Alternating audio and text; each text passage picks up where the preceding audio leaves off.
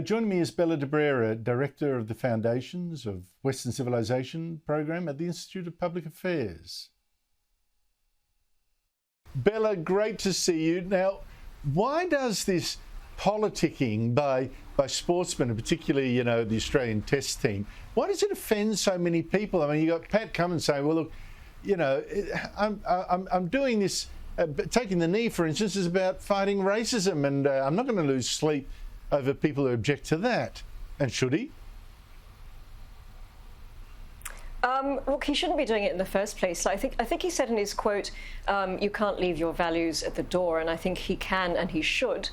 Australians are sick to death of being lectured to by woke elitists such as Pat Cummins, who can afford to have luxury beliefs. I think we're all getting very tired of the politicisation of sport.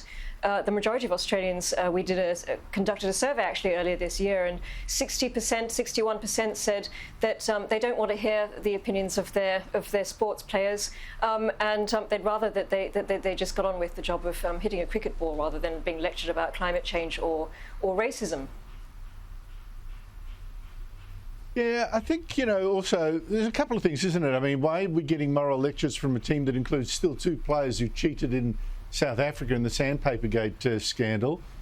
Why is this sanctimony, when they take a position on racism, they're really implying that everyone, all the spectators need this lecture, that they're really bad people. That's offensive. And then there's a third, the implied bullying, Bella. I mean, do you think that every single player on that team agrees with every cause is supposed to take a collective stand on? I don't think that can be true. What, there's no dissent at all? No difference of opinion? Well, no, I agree with you. I think that there won't be a unified stance in the team, but the problem and the tendency of the woke is to assume that everyone believes the same thing and to impose their beliefs on everyone else. They're very sort of fired up with this wokeness, this sort of religious fervour, and within this woke religion, there is absolutely no view. There's no place for heterodox. There's no place for sort of heresy, I should say. So, he's also the captain. You'd have to be quite brave, I suppose, to speak up against him, and not only that, but in this world of cancel culture, you'd have to be very brave to stand up and not take the knee, literally stand up and not take the knee.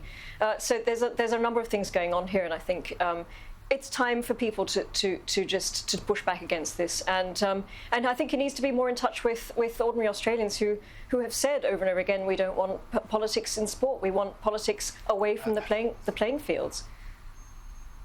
Well, I think people also see what happened to South Africa's Quinton de Kock when he said he wasn't going to take the knee. They soon made sure that he fell into line.